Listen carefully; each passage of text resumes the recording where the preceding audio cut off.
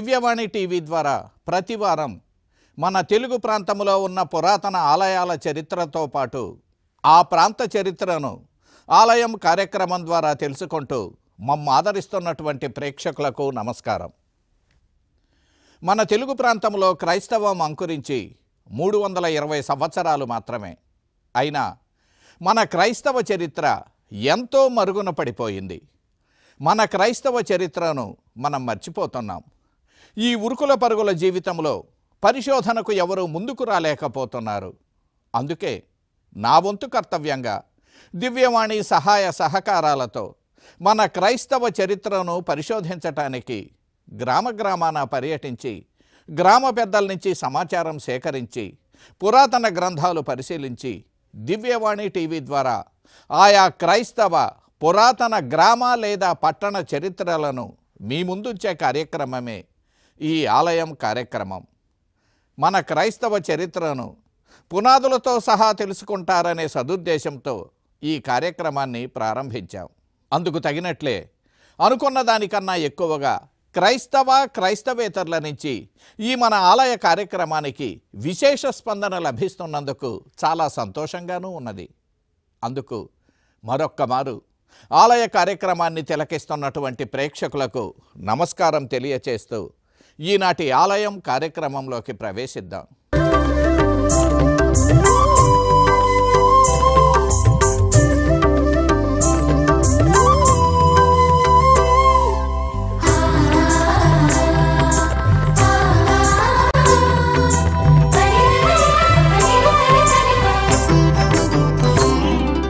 అత్యంత ప్రాచీన చారిత్రక ప్రాశస్త్యం ఉన్న పురాతన కథోలిక దేవాలయాల చరిత్రలో భాగంగా ఇప్పుడు మనం చూస్తున్న ఈ దేవాలయం విజయవాడ మేత్రాసన పరిధిలో ఎన్టీఆర్ జిల్లాలోని జగ్గయ్యపేట పట్టణంలో నిర్మించిన యేసు తిరుహృదయ దేవాలయం.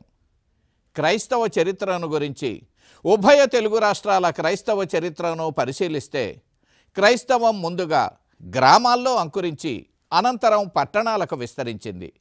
అదేవిధంగా విజయవాడ మేత్రాసన పరిధిలోని ఎన్టీఆర్ జిల్లాలో కూడా తుర్లపాడు, నవాబుపేట ఉన్న గ్రామాల్లో క్రైస్తవం ముందుగా అభివృద్ధి చెంది అనంతరం విజయవాడ పట్టణంలోని వివిధ ప్రాంతాలకు విస్తరించింది. మరి జగ్గయ్యపేట పట్టణంలో కూడా క్రైస్తవం ఎప్పుడు ఎలా ప్రారంభమైంది? పూర్వం జగ్గయ్యపేటను ఏమని పిలిచేవారు? పీమే గురువుల కన్నా ముందే ఈ పరిసర గ్రామాల్లో క్రైస్తవం ఉన్నదా? అలనాటి పీమే గురువులు జగ్గయ్యపేటలో విడిది చేయటానికి గల కారణాలేమిటి? ఇత్యాది ప్రధాన చారిత్రక విషయాలను గురించి ఈనాటి ఆలయం కార్యక్రమం ద్వారా తెలుసుకుందాం.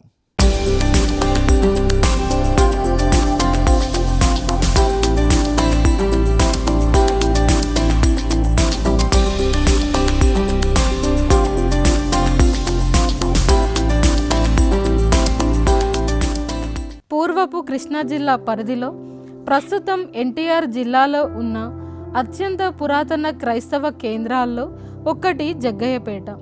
జగ్గయ్యపేటను పూర్వపు రోజుల్లో బేతవోలు అని పిలిచేవారు. జగ్గయ్యపేట ఒకానొకప్పుడు ప్రధాన నగరంగా విరాజిల్లినదని తెలుస్తున్నది. ఆనాడు జగ్గయ్యపేట జనాభా విజయవాడ జనాభా కన్నా అధికంగా ఉండేది. 1887లో విక్టోరియా మహారాణి జూబిలీ సందర్భంగా జరిపిన జనాభా లెక్కల ప్రకారం ఆనాడు బెజవాడగా పిలువబడిన విజయవాడలో 9396 మంది ఉంటే బేతవోలుగా పిలువబడిన జగ్గయ్యపేటలో 10,072 మంది ఉండేవారు. అనగా విజయవాడ జనాభా కన్నా దాదాపు 700 మంది ఎక్కువగా జగ్గయ్యపేటలోనే ఉండేవారు. దీనిని బట్టి పిమే మిషనరీలు తెలుగు ప్రాంతంలో తమ సువార్త కార్యక్రమాలు ప్రారంభించిన కాలం నాటికి విజయవాడలో కన్నా ఆనాడు బేతవోలుగా పిలువబడిన నేటి జగ్గయ్యపేటలో జనాభా అధికంగా ఉన్నట్లు చెప్పవచ్చు. ఇక్కడ పీమే మిషనరీలు సువార్త సేవలు నిర్వహించారని చెబుతున్న పీమే మిషనరీల కన్నా ముందే జగ్గయ్యపేట పరిసర గ్రామాల్లో ఎంఈపీ గురువులు సువార్త సేవలు నిర్వహించినట్లు అనేక చారిత్రక ఆధారాలున్నవి. కాకపోతే వారు గుంటూరు జిల్లాలోని పిరంగిపురాన్ని గురుమండల కేంద్రంగా చేసుకొని కృష్ణానది దాటి వచ్చి కృష్ణానదికి ఉత్తరంగా ఉన్న కొన్ని గ్రామాల్లో సువార్త సేవలు నిర్వహించారు. అందుకు ప్రధాన కారణం ఆనాటికే కొందరు గుంటూరు జిల్లా క్రైస్తవులు కృష్ణానదిని దాటి కృష్ణా నల్గొండ జిల్లాల సరిహద్దులకు వలసలుగా వచ్చి స్థిర నివాసాలు ఏర్పాటు చేసుకున్నట్లు ఆధారాలున్నవి. గత 100 సంవత్సరాలుగా క్రైస్తవ గ్రామాలుగా ఉన్న తాళ్లచెరువు, చెరుకుంపాలెం గ్రామాలకు కేవలం 26 కిలోమీటర్ల దూరంలో పులిచింతల ప్రాజెక్టు ఉన్నది. ఆ రోజుల్లో ప్రాజెక్టు లేదు, కానీ కృష్ణానదిలో చిన్న చిన్న బోట్ల సహాయంతో పులిచింతల వద్ద దాటి అటు కృష్ణా జిల్లాలోకి కానీ నల్గొండ జిల్లాలోకి కానీ ప్రవేశించేవారు. అలా వలసలుగా దాటి వచ్చిన క్రైస్తవులు ఎన్టీఆర్ జిల్లాలోని జగ్గయ్యపేటకు దాదాపు 40 కిలోమీటర్ల దూరంలో ఉన్న జగన్నాథపురం గ్రామానికి వలసలుగా వచ్చి స్థిర నివాసాలు ఏర్పాటు చేసుకున్నట్లు జగన్నాథపురం గ్రామ క్రైస్తవ చరిత్ర తెలియజేస్తున్నది. అలాగే 1830 నాటికి గుంటూరు జిల్లా నుంచి వలస వచ్చిన క్రైస్తవుల్లో కొందరు నల్లగొండ జిల్లాలోని రత్నవరం గ్రామంలో స్థిర నివాసాలు ఏర్పాటు చేసుకున్నట్లు 1830 నాటికే ఎంఈపి సభకు చెందిన బోనాండు గురువు రత్నవరంలో క్రైస్తవ దేవాలయాన్ని నిర్మించడమే కాకుండా మరో 25 మందికి జ్ఞాన స్నానం ఇచ్చినట్లు ఆర్సి పాల్ గారి తెలుగు కథోలిక చరిత్ర గ్రంథం ద్వారా తెలుస్తున్నది. ఇక జగ్గయ్యపేట పట్టణంతో పాటు పరిసర గ్రామాల్లో పిమే గురువుల సువార్త సేవలు నిర్వర్తించాల్సి వస్తే పిమే మిషనరీలలో ఆది గురువులుగా పిలువబడిన ఫాదర్ బార్బేరో, ఫాదర్ పొజ్జి గురువులు మొట్టమొదట 1855 జూన్ 18వ తేదీన సికింద్రాబాద్కు చేరుకున్నారు. 1857లో మిలాన్ నుంచి ఫాదర్ పియట్రి కాప్రొట్టి, ఫాదర్ అలెంటినో బిగి అనే మరో 2 గురువులు వచ్చారు. పీమే మిషనరీకి చెందిన ఫాదర్ శివటి 1897 ఏప్రిల్ 10వ తేదీన రాసిన లేఖలో మొట్టమొదటి పర్యాయం జగ్గయ్యపేట ప్రస్తావన వచ్చింది. అనగా 1897 నాటికే జగ్గయ్యపేటలో కానీ ఆ పరిసర గ్రామాల్లో కానీ అక్కడి ప్రజలు క్రైస్తవం తీసుకున్నా తీసుకోకపోయినా పీమే గురువులు జగ్గయ్యపేటలో ఉన్నట్లు తెలుస్తున్నది. గురుశ్రీ కార్లో టొర్రీని గారు రచించినటువంటి history of PIME in Andhra గ్రంథంలోనే కాకుండా గురుశ్రీ జాన్ లియోన్సినీ గారు రచించిన a history of Catholic diocese of Vijayawada అనే గ్రంథంలో తెలియచేసినటువంటి వివరాల ప్రకారం 1886 నాటికే జగ్గయ్యపేటతో పాటు పరిసర గ్రామాల్లో కలిసి 300 మంది క్రైస్తవులు ఉన్నట్లు తెలుస్తున్నది. ఈ సంఖ్య 1897 నాటికి 900గా నమోదైంది. అనగా జగ్గయ్యపేటతో పాటు పరిసర గ్రామాల్లో కలిసి 900 మంది క్రైస్తవులు ఉన్నట్లు తెలియచేశారు. కనుక 1881 నాటికే జగ్గయ్యపేటకు కేవలం 36 కిలోమీటర్ల దూరంలోనే ఉన్న మఠంపల్లి గ్రామాన్ని సందర్శించి సువార్త పరిచర్య చేసి ఉండవచ్చు. ఆ రోజు వారు నివాసం జగ్గయ్యపేటలోనే ఉండి ఉండవచ్చు. అప్పటికే గుంటూరు జిల్లా నుంచి వలస వచ్చిన క్రైస్తవులు మఠంపల్లి పరిసర ప్రాంతాల్లో స్థిర నివాసాలు ఏర్పాటు చేసుకున్నట్లు మఠంపల్లి రికార్డులతో పాటు పిమే మిషనరీల చరిత్ర కూడా తెలియచేస్తున్నది. అంతేకాక జగ్గయ్యపేటకు దగ్గరలోనే క్రైస్తవులు ఉన్న మఠంపల్లి పక్కనే ఉన్న రఘునాథపాలెం గ్రామాల్ని జగ్గయ్యపేట నుంచి సందర్శించాలంటే ఆ గురువులు దొండపాడు, వేపల సింగారం మీదుగా మఠంపల్లి చేరాల్సిందే. కనుక జగ్గయ్యపేటకు ముందుగా చేరుకొని అక్కడ నుంచి దొండపాడు, వేపల సింగారం మీదుగానే మఠంపల్లి చేరుకునేవారు. అలా మార్గమధ్యంలో ఉన్న ఈ దొండపాడు, వేపల సింగారం గ్రామాలతో మరికొన్ని గ్రామాల్లో కూడా జ్ఞాన స్నానాలు ఇచ్చి ఉండవచ్చు. ఈ గ్రామాలన్నీ జగ్గయ్యపేటకు దక్షిణం వైపుగా ఉన్న క్రైస్తవ గ్రామాలు.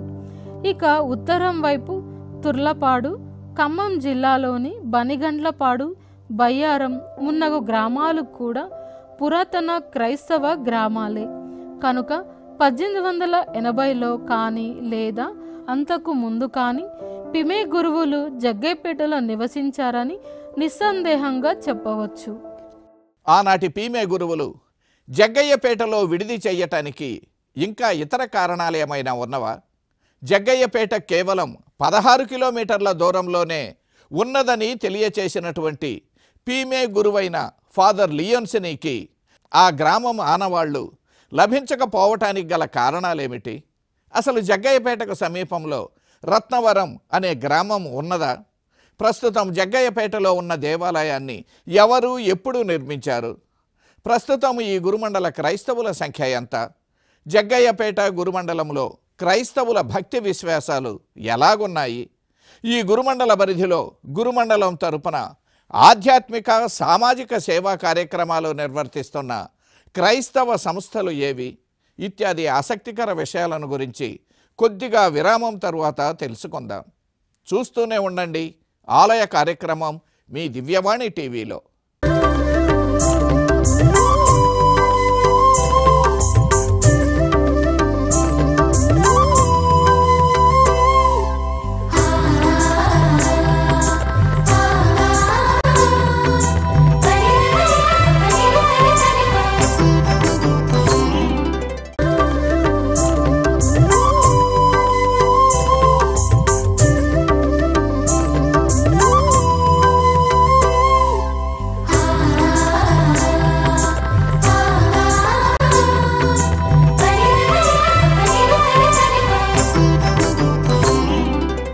ఆలయం కార్యక్రమానికి మరలా స్వాగతం.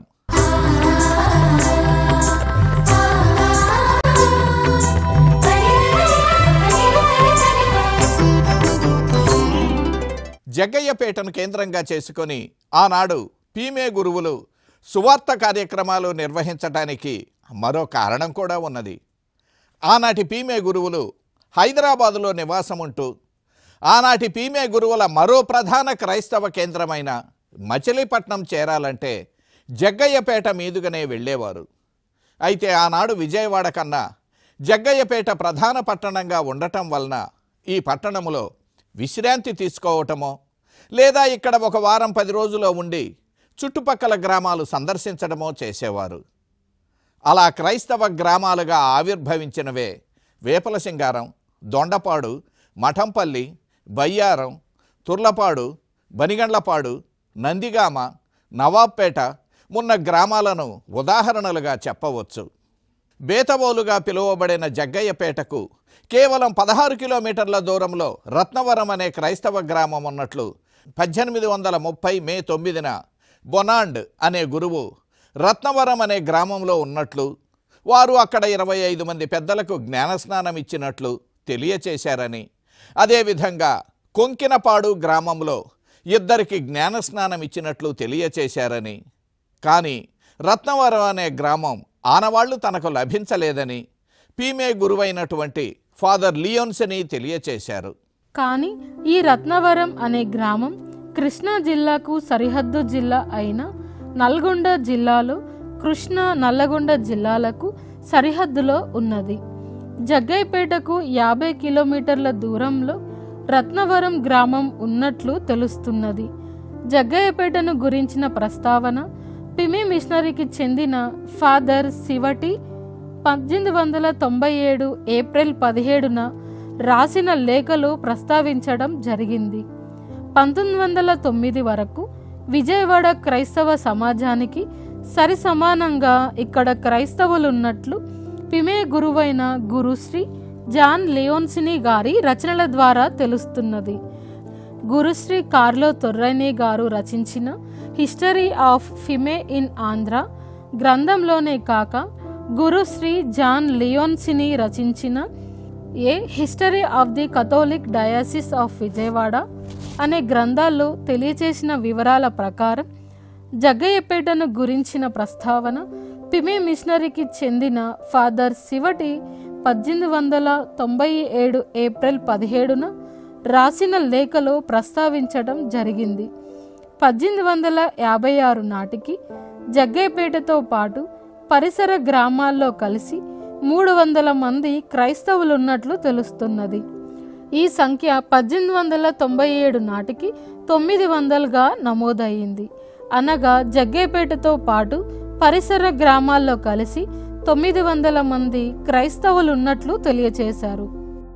1909 వరకు విజయవాడ క్రైస్తవ సమాజానికి సరిసమానంగా ఇక్కడ క్రైస్తవులు ఉన్నట్లు పీమే గురువుల రచనల ద్వారా, పీమే గురువైన గురుశ్రీ జాన్ లియన్సనీ గారి రచనల ద్వారా తెలుస్తున్నది.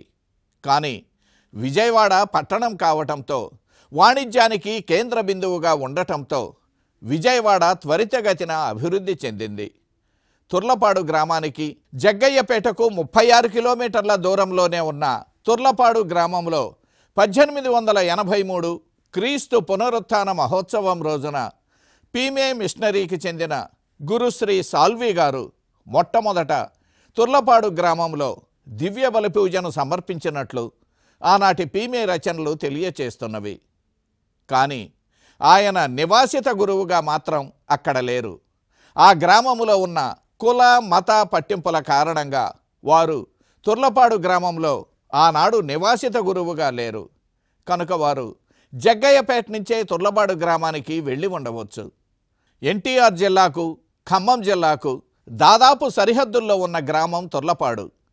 1883 నుంచి 1909 వరకు ఆనాడు తెలంగాణ, కృష్ణా జిల్లాల్లో వేద ప్రచారాన్ని నిర్వహించిన పీమే మిషనరీలకు తుర్లపాడు కూడా కేంద్ర బిందువుగా ఉండేది.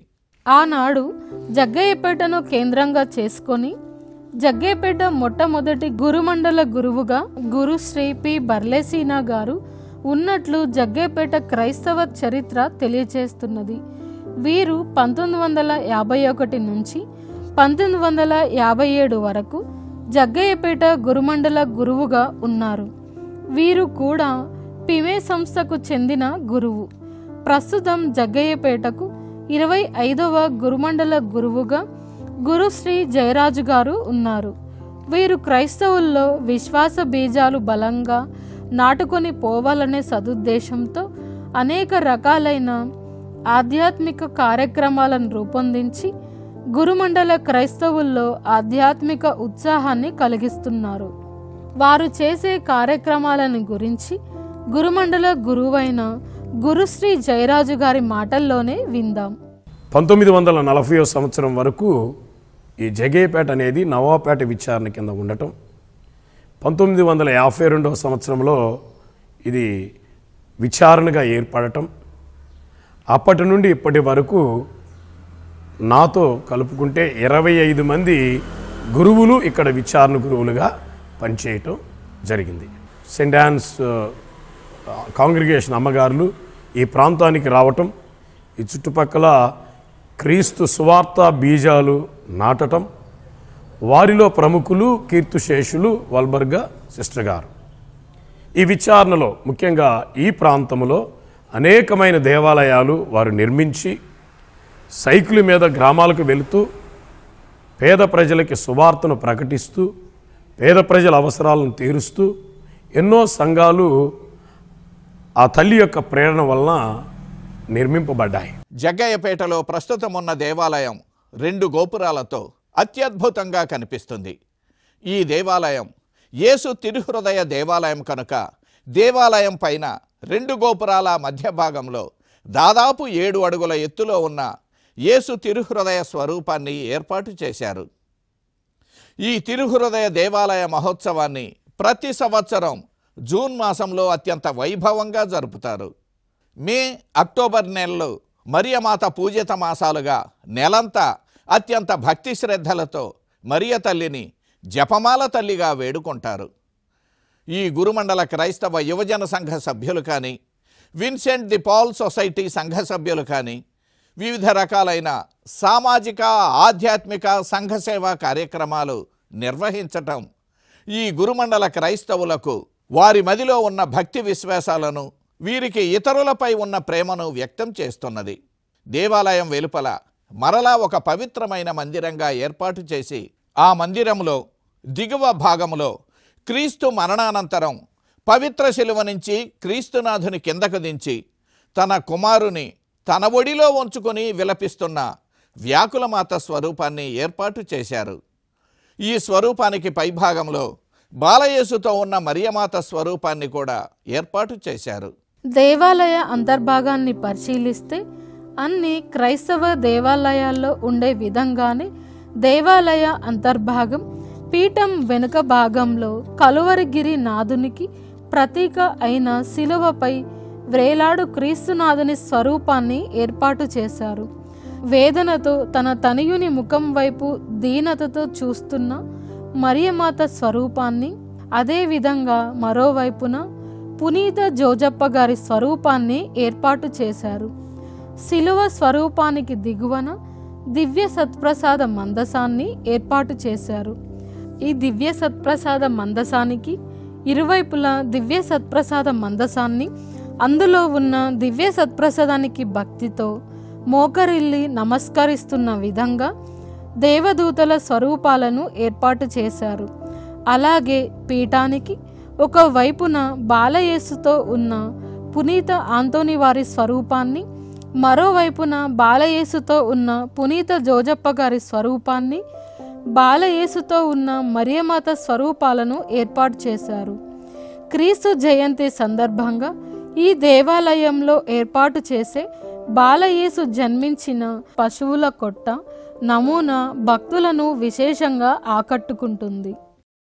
1909లో జగ్గయ్యపేటలో సెయింట్ యాన్స్ ఆఫ్ లుజర్న్ మఠకన్యల సంస్థ ప్రారంభించారు. ఈ సంస్థకు చెందిన స్విట్జర్లాండ్కు చెందినటువంటి మఠకన్యలు 1927లో భారతదేశానికి వచ్చారు. 1944లో వీరు జగ్గయ్యపేటకు శ్రీసభ సేవల నిమిత్తం వచ్చారు. వీరు వచ్చిన కాలానికి జగ్గయ్యపేటలో నివాసిత గురువులు ఎవరూ లేరు. వీరు ఇక్కడ వైద్య సేవలు ప్రారంభించిన 7 సంవత్సరాల అనంతరం అనగా 1951లో జగ్గయ్యపేట గురుమండల కేంద్రంగా ప్రకటించబడటంతో నివాసిత గురువుగా గురుశ్రీ పి బార్లసిన్నా గారు వచ్చారు. అప్పటి వరకు సెయింట్ యాన్స్ లుజర్న్కు చెందిన మఠకన్యలే ఇక్కడి చుట్టుపక్కల గ్రామాల్లోనూ ఆధ్యాత్మిక సామాజిక సేవా కార్యక్రమాలు నిర్వహించారు. అందరికీ నమస్కారం. నా పేరు సిస్టర్ నిర్మల. నేను సెయింట్ యాన్స్ సంస్థ సంబంధించిన ఒక మఠకన్యను. Saint Ann's of Luçon 1909 father William A Rector గారిచే ప్రారంభించడం జరిగింది. 1927న స్విట్జర్లాండ్ నుంచి భారతదేశానికి సేవలను కొనసాగించడం కోసం స్విట్జర్లాండ్ సిస్టర్స్ రావడం జరిగింది. అదేవిధముగా మదర్ వల్బర్గా గారు ఉన్న సమయంలో ఈ యొక్క పరిసర ప్రాంతాల్లో కుష్ఠరోగంతో బాధపడుతున్న వారందరికీ జగ్గయ్యపేటలోని ఒక వసతిని నిర్మించి వారికి అందరికీ కూడా అక్కడ వసతిలో ఉంచి వారికి అన్ని విధాలుగా సహాయం అందించి మరి యొక్క బిడ్డలకు వైద్యానికి మరి అన్ని రకాల సేవలను అందించడం జరిగింది. మా యొక్క ఈ యొక్క సేవలను జగ్గయ్యపేటలో కొనసాగించడానికి మరియు ఇప్పటి వరకు మా యొక్క సేవలను ముందుకు నడిపిస్తున్న ఆ యొక్క దేవాతి దేవునికి కృతజ్ఞతలు తెలుపుతూ, అదేవిధంగా రాబోయే కాలంలో కూడా మా యొక్క సేవలను ఇంకా అధికంగా కొనసాగించడం కోసం ఈ యొక్క దేవాతి దేవుడు మాకు తోడుగా ఉండాలని ప్రార్థిస్తూ అందరికీ నమస్కారం. ప్రతిరోజు ఉదయం 6:30 దివ్య బలి పూజ, సాయంత్రం 6 గంటలకు పరిశుద్ధ జపమాల ఉంటుంది. ప్రతి శుక్రవారం సాయంత్రం 6:30 దివ్య బలి పూజ, ప్రతి ఆదివారం ఉదయం 8 గంటలకు దివ్య బలి పూజ ఉంటుంది.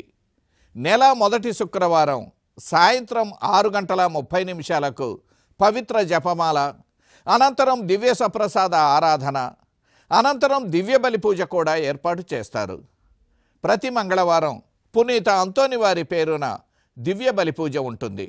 నేను ఇక్కడికి వచ్చిన దగ్గర నుండి ఎన్నో ఆధ్యాత్మిక కార్యక్రమాలు ప్రారంభించడం జరిగింది.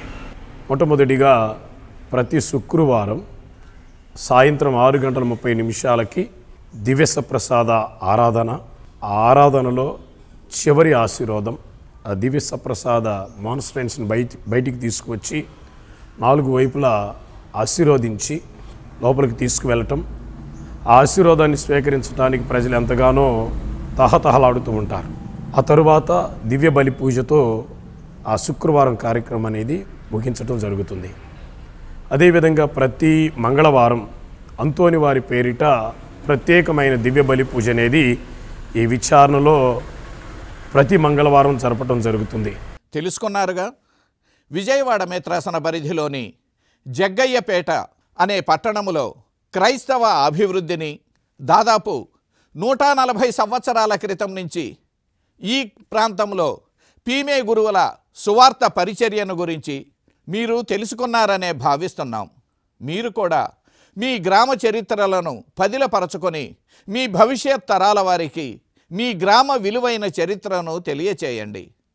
అందుకు మా సహకారం ఎల్లవేళలా ఉంటుంది. మీరు మాకు సరి అయిన సహకారం అందిస్తే చాలు. మేమే మీ చెంతకు వచ్చి మీ కథోలిక చరిత్రను వెలికి తీయటానికి ప్రయత్నిస్తాం. అనంతరం ఆలయం కార్యక్రమం ద్వారా విశ్వవ్యాప్తంగా విస్తరించి ఉన్న క్రైస్తవులకు తెలియచేస్తాం. వచ్చే వారం మరో పురాతన కథోలిక గ్రామ చరిత్రను ఆలయం కార్యక్రమం ద్వారా తెలుసుకుందాం. చూస్తూనే ఉండండి మీ